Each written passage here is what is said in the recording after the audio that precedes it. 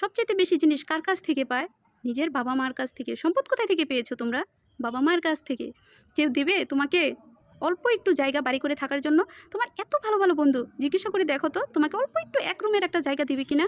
আর তোমার বাবা মা যতটুক আছে তার চেয়ে বেশি করে তোমার জন্য করছে যে আমার ছেলে ভালো থাকুক, আমার মেয়ে ভালো থাকুক, এই জন্যে। আর তুমি তোমার বাবা মার জন্য একটু চিন্তা করতেছো না।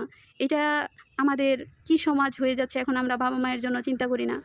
অনেকেই বলে যে মেয়েরা বাবা মায়ের জন্য একটু বেশি চিন্তা করে, আমার কাছেও এটাই মনে হয়। কিন্তু অনেক ছেলেরাও আছে বাবা মাকে অনেক ভালোবাসে, তাদেরকে যখন আমি দেখি এত ভালো লাগে যে মেন কিন্তু ছেলেরা, মেয়েরা শ্বশুরবাড়ি চলে যাবে, কিন্তু একটি ছেলে যদি তার বাবা মাকে ভালোবাসে, ওই বাবা মার পৃথিবীর বুকে আর কিচ্ছু লাগে না, ওই ছেলেটাই তার জন্য যথেষ্ট।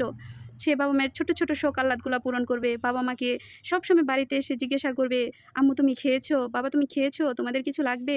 বাবা মায়ের আর কিচ্ছু লাগে না, এতটুকুই যথেষ্ট।